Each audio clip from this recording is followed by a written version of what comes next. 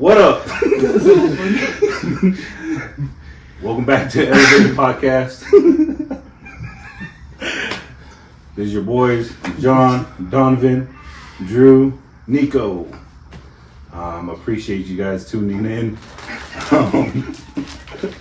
They didn't put the whole thing on. Yeah, bro. So obviously, we don't have a lot prepared today. We listen and we don't judge. That's a stupid ass trend. 2 weeks? Oh, that's cool. Leave me alone. But today, basically, we have another open forum. We went on social media, asked what topics people would like us to talk about. So we have some topics we're going to be talking about today. First and foremost, I want to do a check-in. I kind of want to make that a normal thing. So let's do some check-ins. How you guys doing? All that stuff. So Nani? I'm doing pretty good. I think one thing that I learned, especially with grief, is you got to be okay to feel those moments of when you're feeling a little down or whatnot. So I think one thing I learned in this past month was not trying to push those moments away, but able to accept it for what it is and then get back up when you need to. Not 2 weeks later, but like a couple hours maybe. Well, yeah. We were unemployed for this. Unemployed, heartbroken, you were. Just kidding. Aside from that, I think spiritually I feel like in a good place. One thing that I loved about this week was having conversations about religion with my older brother that, it's just not, we just didn't have that relationship where we always talked about religion, but it was cool to talk about with him yesterday. But yeah, I know we didn't say it on camera, but I know the day last time we mixed, I was able to talk to the boys, talk to John. Like I was just missing my pops, you know what I mean? And it was good to let it out, but also realize that it's the normal part of grief, and don't be afraid of it. So appreciate it, bro. That's it. Neat. I'm good, man. Feeling my life, making more time for things that are uplifting to me. This is one of those things, one of the things, yeah, I'm good for the most part.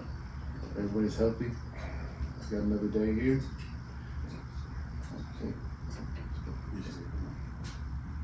Sure. I've been feeling good. I got to reconnect with a lot of my family on my dad's side this last weekend, so it was real nice. Catching up with a lot of my cousins that I ain't seen in a minute. Getting checking on my aunties and then out of Frisco.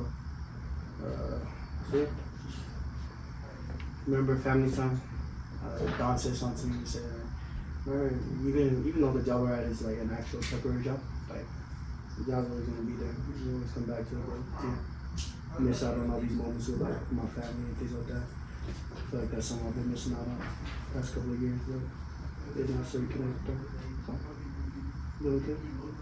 Tell us about you guys' basketball experience out there. Where? This guy in Um, the Bay. Oh, Oh, that's cool. We played mostly my girlfriend, my cousins, and then boyfriends. It was cool. man, tell the real story, bro. Forget. That one's gonna get on your head if you don't tell it. I ain't never gonna get out. Nah, tell me how I played. Like there was like Utah was smacking in Cali like 6 games straight. I hop on the court for one game when we lost. Yeah, it's just the last time I'm ever gonna play basketball in my life. So No, bro. Hey, we're trying to schedule something so we can play King of the Court and film it. yeah, well I'm not. Oh, I man. told No, you're in, I'll bro. be the cameraman for that. I'm not doing that. I'm not playing like that. I already told you. It's gonna be a lot of heavy breathing. First king of the court games to 2. Just gotta beat 2 one people. bucket off. First one to score. Don't even gotta beat everybody. Just 3 in a row. First 3 in a row. Shoot, I'm down with that. It's a good idea. How are you, man? I'm good. I'm better. I talked to Donovan a little bit, but I've been kind of struggling this past couple weeks. And last week, Thursday, kind of really hit me. So this whole week, or all, like last weekend was pretty tough for me. It just stems from missing my mom, all that stuff. Christmas is coming up. I always think about my boys and them having the opportunity to spend some time with their grandma. And it sounds really bad. And I talked about it with Liz, but sometimes it makes me sad when I watch Zion play with his grandma on this side. I'm like, damn, I wish that nigga could have that experience with my mom. So, yeah, I think I just get like this every holiday season. So, but I've been good, chilling. Oh, I want to shout out my coworker, my journeyman. So I told him Monday, kind of just what I've been going through, and he was cool, bro. Like, he really opened up, and he was telling me, he was like, hey, bro, like, you know, the kind of work we do, and the environment we live in, people look at men and expect men to be men, strong, not show any emotions. He was like, and people might call you a pussy. But something I learned, his words, he said, something I learned for myself is the men that don't confront their problems are the real pussies. So you confronting your problem right now and really addressing it shows what type of man you are. And that really hit me, made it real personal for me. And then he said that if you don't address your situations, you think it's really just hurting yourself, but really it's not. It's hurting your family and loved ones, because they're getting the brunt of the experience. And so he's been through divorce. He's a year younger than me and Nico, and he just said that he's talking from experience. He didn't realize how bad it was until his wife or ex-wife filed for divorce. And I was like, damn. So shout out to my boy Destin, man. Appreciate you, bro. Love you. So it was cool to just have that moment, a man-to-man moment in an environment where most men don't talk like that. So, yep. I mean, I think that's the perfect segue into the questions that we got from our audience. From Tali Schools. Thanks for sending in your questions. But his question was society's definition of a man versus our individual belief of what a man is. What do you guys take on that question, or what's your guys' take? So what's the world's definition of a man, do you guys think? I think it's kind of like that. Like What you said? Yeah, it's just like, bro, you gotta be strong. Can't show any emotions. Gotta Fight your demons on your own. Yeah. Do it quietly, always. Like, always have your head up. Don't be vulnerable. Don't show any kind of weakness. That thing. I think it's changed like a little bit, like that perception. Maybe not changed, but people are more open and accepting to like men showing a little bit more vulnerability. I think so. I think it depends on what circles you're in. Yeah, So, that's definitely true. because I feel like that is with our group. We've always had that openness with one another and vulnerable moments. Yeah, I think that's the definition, the society's definition of a man anyways. Yeah. I think the definition has changed over time. I think sometimes, or I guess some people would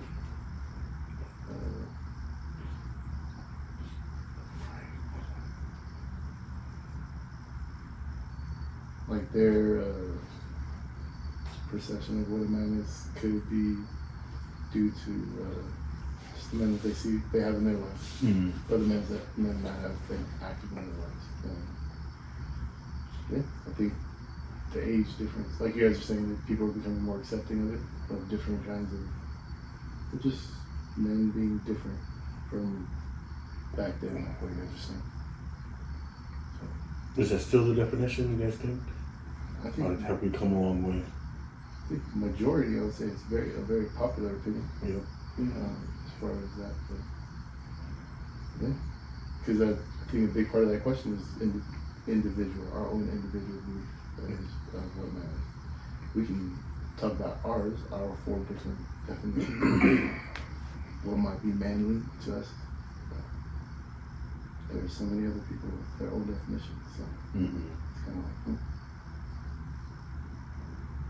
Well, for me, and this is based off of a lot of recent experience, just in my pops.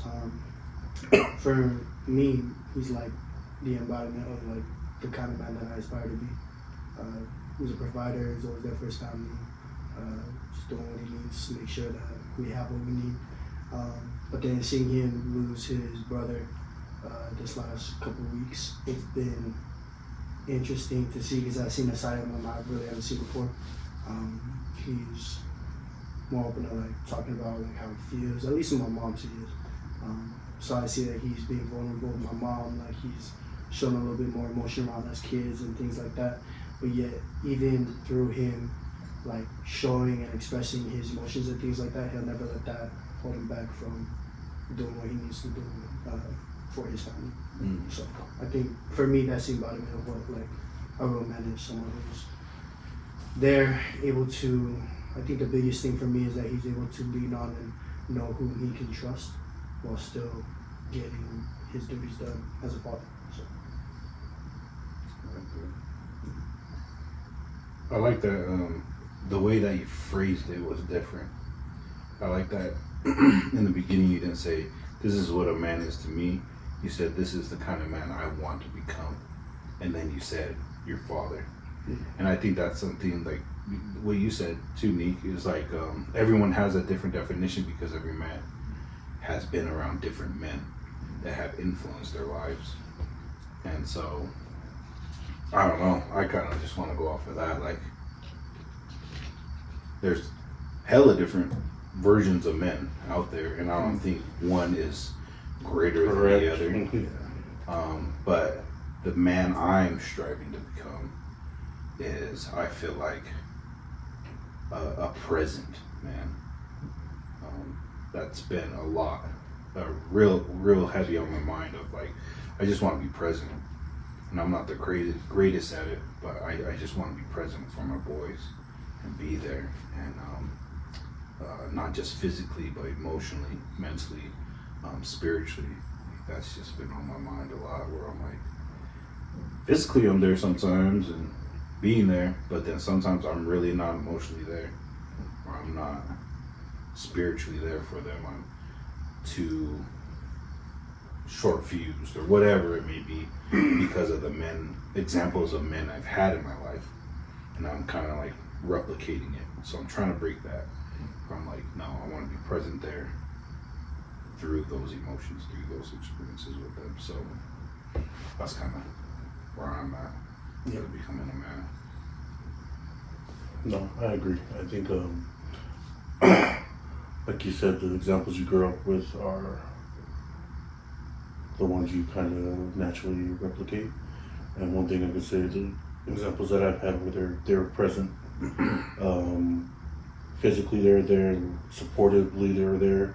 One thing that I want to do different is be there more as far as the communication side. I had a very good example, leaders by example, as far as just like talking, like sitting down, having conversations about tough things. That's just something that wasn't present in my life. Like, hey, like check-ins, like, hey, how you doing? How's your life? Are you doing okay? So I think that's one thing I want to be as when it comes to being a man, is being able to communicate, not being afraid of tough conversations. A quote came to my mind. It says, "Be the person that you always wanted growing up." And so I feel like that kind of like describes, in a sense, who we're describing, who we're trying to become. So yeah, that's dope. I think I forgot what movie it was on, but it was a real man is a man who's willing to swallow their pride for the need of their family. And I was talking about, I think in the movie the dad was like struggling for money, but he had his wife's side's like brother or something was willing to pay. And obviously, I think as a man, especially in the traditional sense that we all talked about, it's very hard to take handouts. And I think the thing I love is not a real man is willing to know that, okay, for the good of my kids and like their living situation, I gotta be able to swallow my pride and accept help where I know I need it, rather than I got it on my own, it's my family, I don't need any help. At the same time, you're just watching. This isn't like in the movie. It was pretty extreme. I'm pretty sure it's not this extreme, but kids were cold, freezing in the house, no heat. That's one thing that always stuck out to me. A man got to be willing to swallow their pride. I love that you said receive help, and then in contrast was talking about it and called it receiving a handout. Yeah. I feel like there's a certain amount of pride that like a lot of men have. I think it's kind of a natural thing. I don't think there could be people who don't feel any kind of way, or they just think differently about receiving help. But yeah, like I said, to a point, for me, it has felt like, nah, I don't take handouts. I'm not trying to be given nothing. Yeah. I'll get it on my own. I'll get it my own. And then sometimes you realize you do need help. It's not really a handout, right? Like, everybody needs help. So it's just, I was gonna say same thing. Like for me, I feel like I struggle with that a lot. Like I'm down to serve and help all the time, but then when I need help, honestly, I just kind of clam up and just like. When I changed my thought process on it is when I read that, I keep bringing it up, but the book The Go Giver. And in there, it gives an example. The last law of success is receiving. And he says, the natural thing for us to do when we breathe is to inhale and then exhale. And he gives them a task. He says, I want you to exhale for a whole minute and don't inhale. And so he tries it, reaches 30 seconds. He was like, all right, we're gonna try it again. Do you think you can do it? He's like, oh, I'll try. He's like, what if I gave you stats about how it's better to exhale than to inhale? Would that help you get to 1 minute? He's like, well, I don't know. He's like, exactly. Like, that's the point. You need both. You can't just keep giving and not receiving, because that stops the flow of success. He was like, the greatest part of success is to give and be willing to receive. That creates the circle. And so, like, that's been really helpful for me, where I'm like more open to receive and to accept help. do you think to a point that is also talking about being open to receiving like the negative as well, not just the positive? Yeah. Like we're talking about, because you help is a positive thing. Mm-hmm. Because I feel like it does, it makes it even more of a powerful statement. You know, Because in there he talks about like, so it's a super successful, wealthy guy, and then one of the rules he gives the guys, like, when I teach you a principle, you have to try it out that day. You can't just keep thinking about it, whatever. You have to see it for yourself. And then the guy responds like, oh, because you don't want me to waste your time or waste my time, whatever. He was like, no, that's not the point. I was like, you have no power over wasting my time.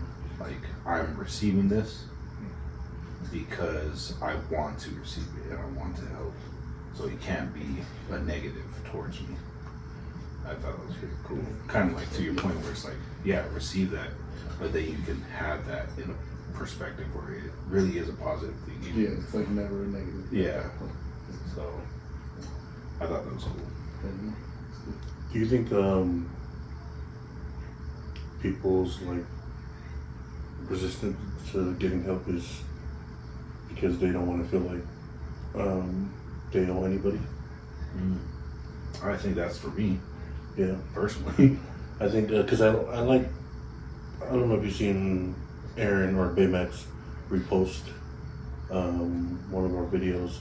For what he said was, "We don't count favors," and I think probably back in the day when people were being served, the other person would take it to like, "No, man, this is what I did for you. You owe me." So that, like you said, is that something that you're scared of, or like you don't want anyone that you have to owe anyone anything? Yeah, so I feel like I grew up and I seen it a lot when I was with my mom, and a lot of times because we lived with a lot of people and all that stuff, and I feel like I seen that quite a bit where like something will happen. It's like, oh shoot, like you guys owe us. Like we let you stay here, so you guys have to do this for us. Yeah. And I never liked that because honestly, a lot of times it was like bad things.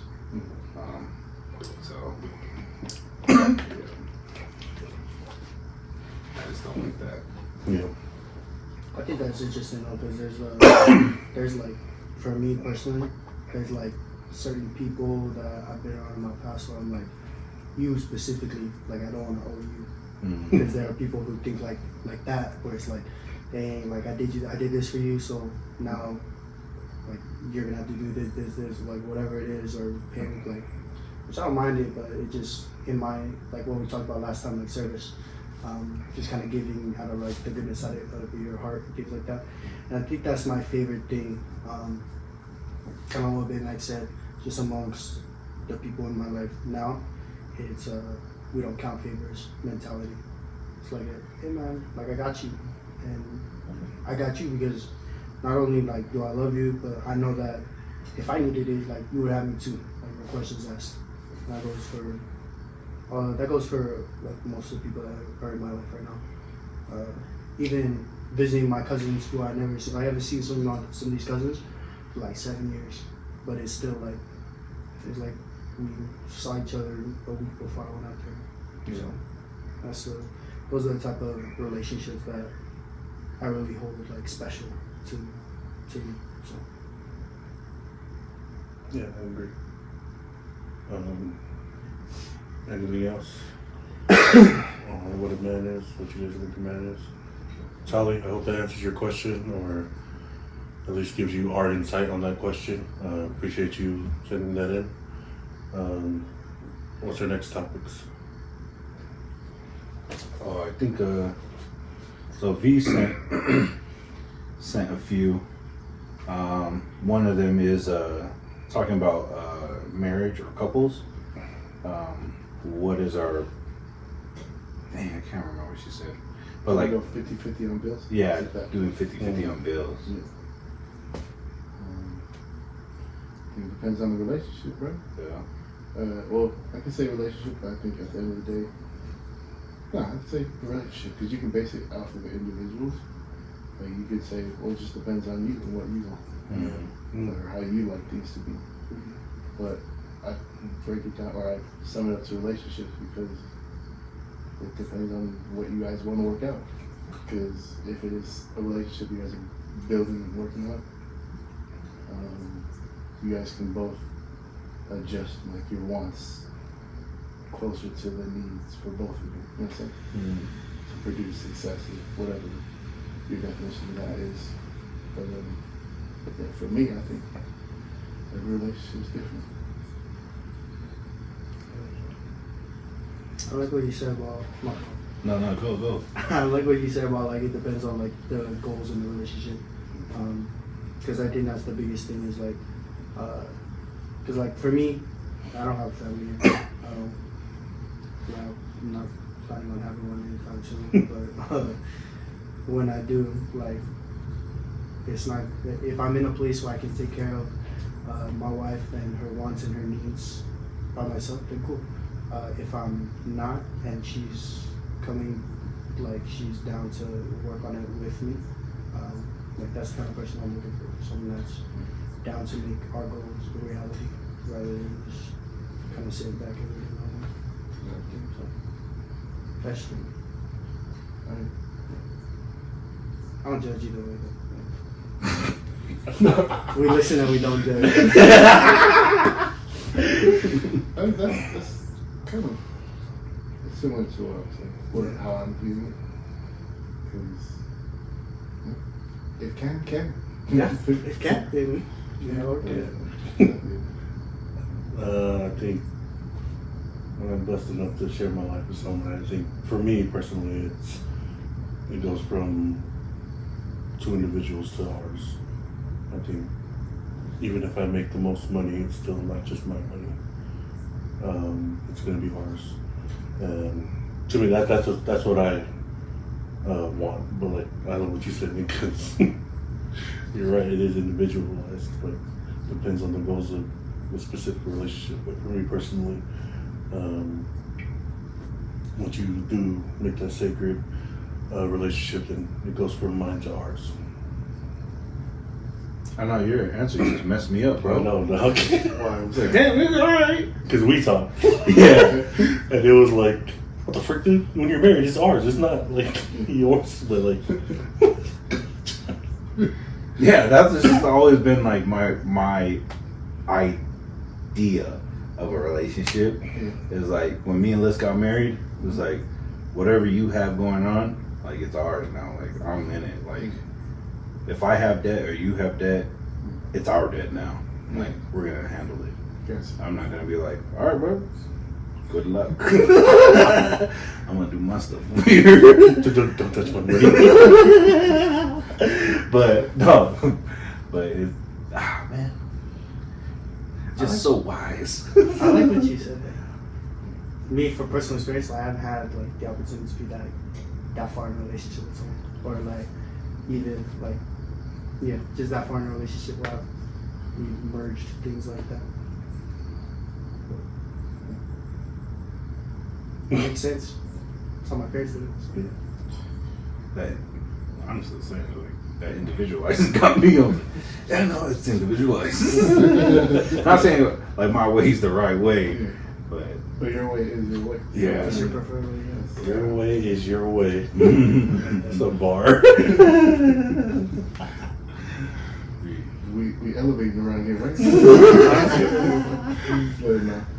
Yeah, man, I mean, I felt like that definitely early on, not just with like bills, like you said, like beef, bills, like all of that. Like, we're running it, but at the end of the day, things are going to be individual for, you know what I'm saying? As much as I think we've talked about, like as much as you can relate to somebody, that's as far as it goes, because you're never really in those shoes. You can create some kind of image. So we feel some kind of sympathy or empathy, but it's going to be their own experience. well, it makes more sense because at least like what you're saying, like take the podcast. You know what I mean? Like it's me and Liz, but really it's me. Like this is our dream. This is our stuff.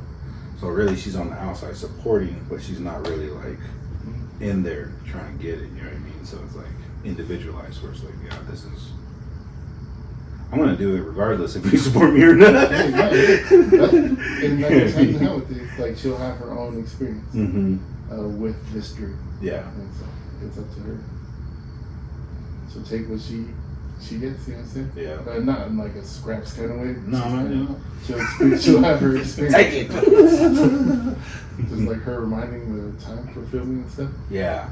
maybe it does bring her a little bit of stress. Or, you know, it's a different kind of stress associated with grief than you experience. The stress of getting through 7 games, you know what I'm saying? Researching topics.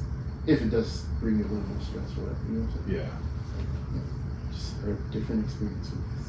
Yeah, bro. This guy, man. Come on, man. All knowing and That's my dog. my big razor. Yeah.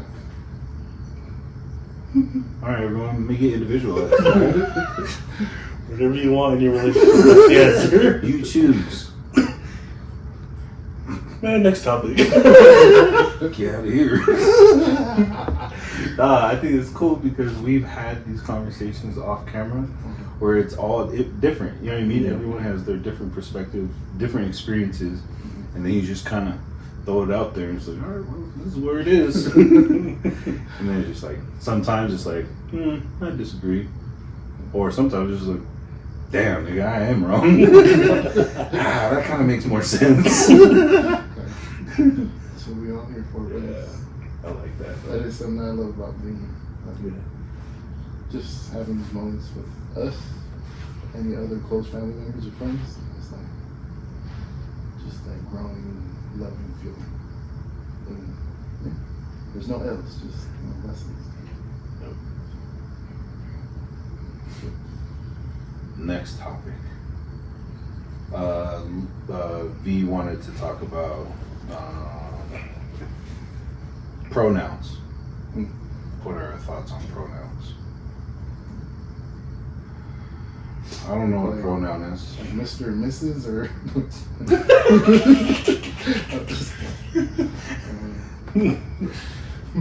Yeah, I'll be honest, bro. I'll start this one. I talked to Liz about this, and her question was, what do we want out of this conversation? Because we're talking about always striving to elevate our mindsets, our experiences, our physical health, mental health, all that stuff. So how can we help elevate this conversation? Because at least for me, like, I don't understand it. And I'm not trying to say it in a disrespectful way. I just don't.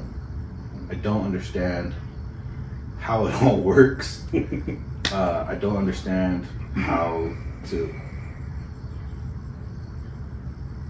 I don't know what the heck, like, I don't know. Graham's always said, like, ma'am and sir, and, like, you know, like, calling them by that. Is that a pronoun? I don't really know. I got some experience in it, so in the field that we were in. Yeah. But yeah, that's just me. Like, I'm cool with respecting everyone what they choose, but I just don't really understand it. And then, like, honestly, like, if you try to force it on me, that's where I struggle with it. So that's just my perspective. I think one thing I learned from pronouns was obviously my belief is different from others, but I learned that I don't have to have the same belief, and I can still love and support that person's individual belief. Meaning, like, if they want to go by a different pronoun, like they or them, I don't believe in it, or like that's not my personal belief, but I respect you enough, I love you enough to call you that if that's what you want to be called. But if I slip up, just don't take it like I hate you. I take it as it was an actual mistake. I'm sorry, but you gotta take it as that. I can still love and support, even if I don't believe. I don't know if you guys believe in that. Yeah. At the very least, like, just respect. Like, I respect you. Cool. That's you. Can't force nothing onto me. Yeah. This is what I'm about. And I respect you, but if that's how you want to be, cool. Just don't, no negativity into my life, please. I think that's the biggest thing, like, for me personally, when it comes to, like, pronouns and stuff. It's like you guys said, it's the respect, but it's also like the boundaries of knowing, like, yeah, I'm gonna give you that respect, but I need you to give me that respect back. Like, I don't need you, like, maybe even if I don't believe the same thing as you, like, yeah, like you guys are saying, Like I don't need you coming and preaching to me, like telling me why what I believe is like wrong or invalid or all this stuff that normally you see on the other side of the spectrum, where there are people who are part of, and like a lot of it is the LGBT community, and so a lot of that, like when they're talking about the pronouns and things like that, they're the ones that their feelings are being invalidated, and I can see that. Like I've seen that in the year that I worked in the field, and that's never okay. But then at the same time, it goes both ways. Like you're not gonna, like if I'm respecting you and your pronouns and those things, then you're not gonna come and try and force your ideals onto me, saying that this is what I have to believe, or else like, it makes me a bad person. This is not. So I think that's the biggest outlook that I have on it, is that those boundaries and respect, it needs to be reciprocated. In both ways. So, and not saying like if someone doesn't respect mine, then I'm just gonna be like shit disrespectful. Like I'll just probably stop and right with that person type thing. I think that's just a big thing nowadays. It's kind of going off topic, but I feel like people don't believe you can coexist if you don't have the same exact beliefs. Yeah. Which I 100% disagree. If we disagree, I don't have to hate you, or I don't have to like avoid you at all costs. Like I feel like you got to be able to coexist with people with different opinions, as long as that person's not being, like Drew said, like discriminating or like being rude, being disrespectful towards them. We're able to coexist and still be respectful at the same time. I think it kind of rolls into the next thing that V asked about for us to talk about is politics. That's a perfect example. We just talked about. Yeah. The whole Donald Trump and Kamala Harris thing, to me, I didn't vote because I'll be honest, I don't know a lot about politics. I never researched it. I just go off what mainstream media talks about, and I've seen people disown family. Like, I hate you. You're not my friend no more. Unfriend me on Facebook. Unfriend me on Instagram.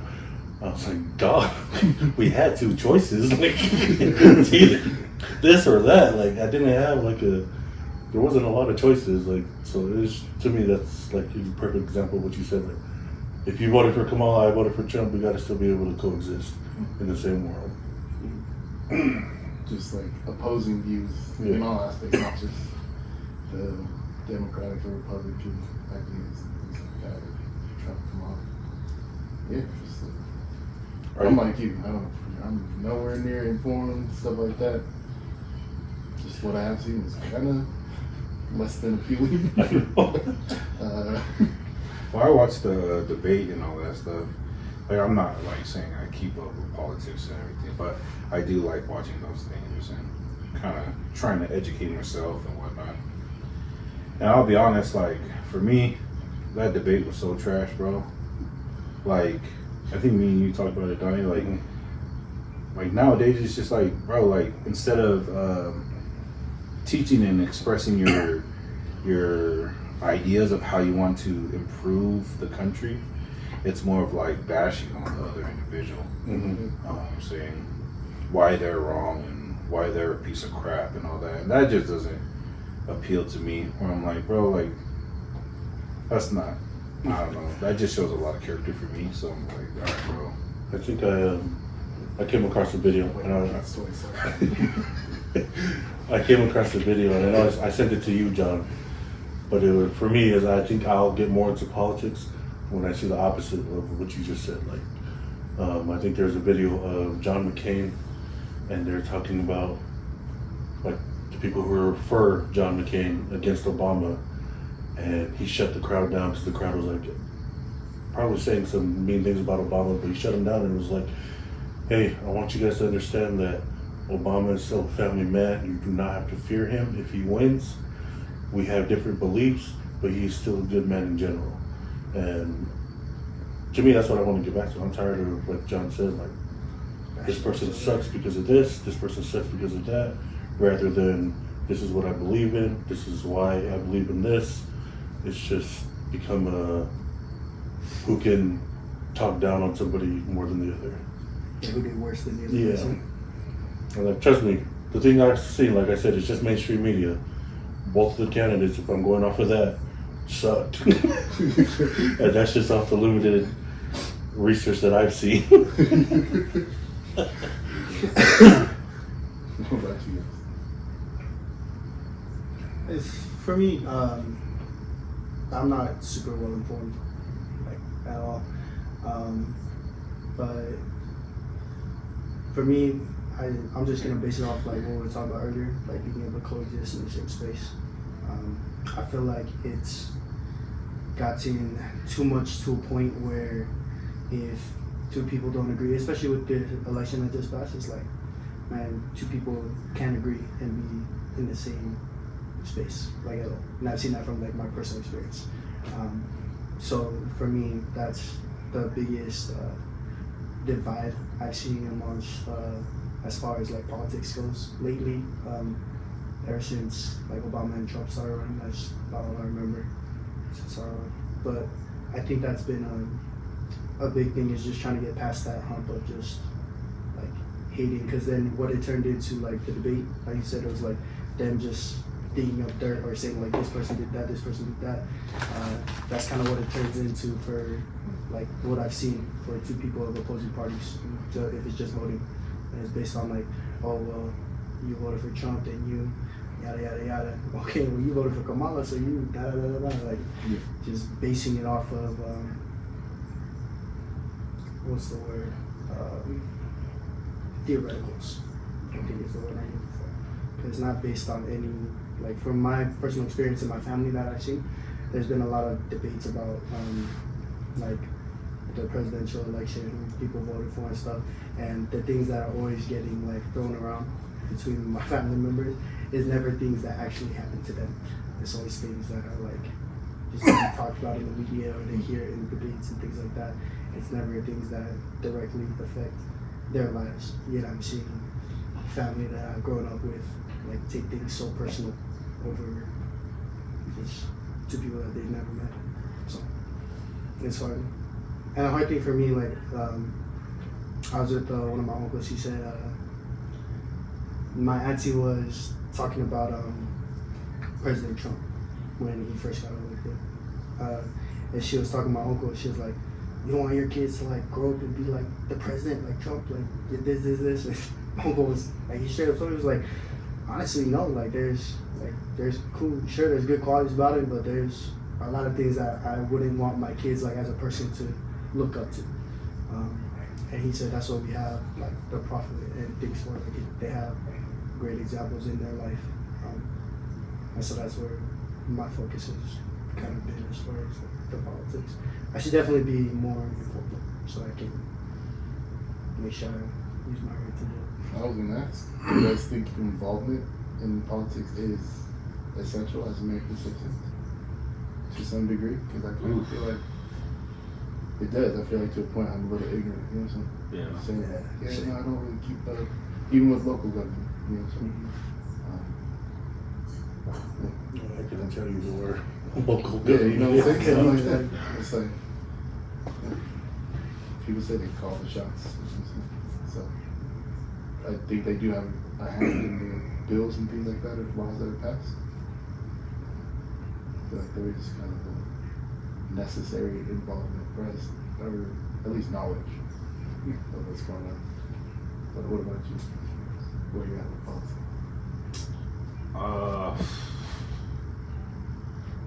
I'm trying to get more involved, like kind of to your question.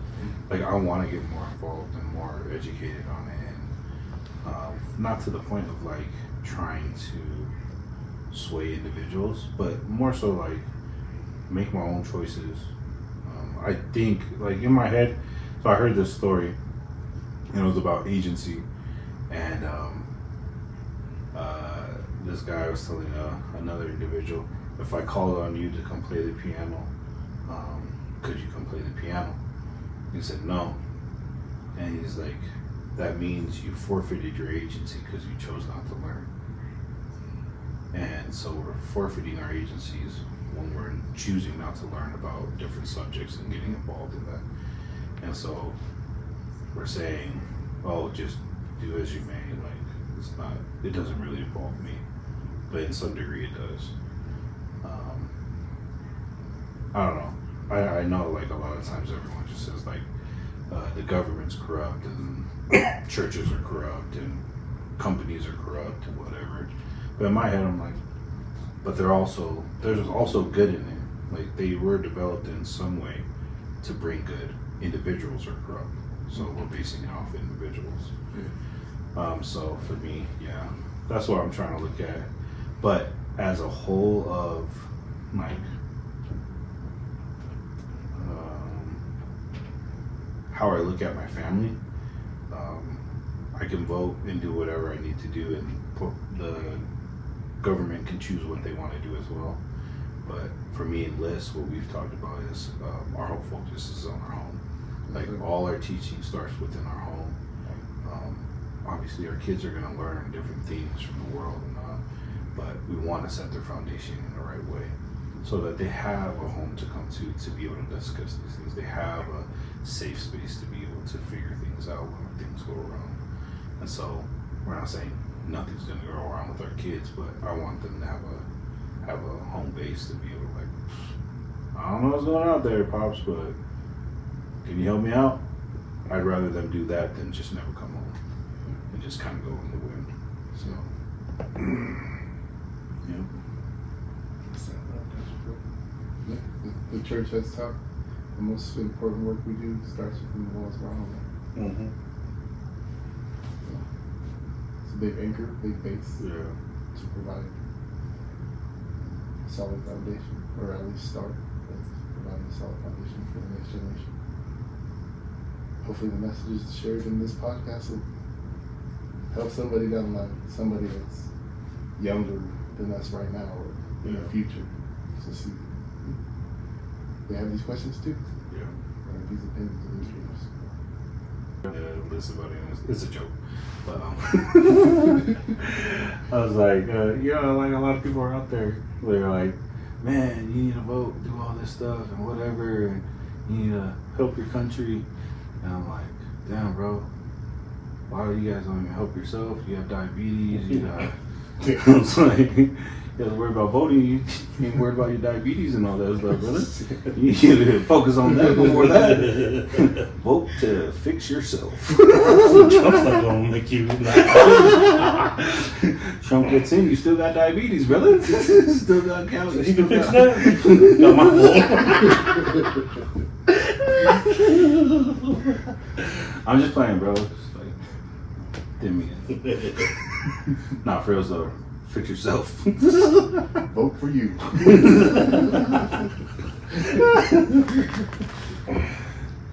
good on topic. Is there a next topic? That's pretty much it. Who's all the For what I questions? know. From the fans. Yeah. Fans, sorry, from the viewers. Hopefully you're fans of ours. From all our fans out there. We're gonna go back and lose like 5 followers. 8 million. From 130 of you following us on Instagram. Hey, there's like 44 on YouTube though. Hey. Mom, Dad. Alright. Thank you guys for tuning in, man. Appreciate you guys for the questions. Thank you to Sally Sula and V for sending those in. Hopefully our insight doesn't make you hate us. But love you guys and thanks for tuning in. Peace. Appreciate you.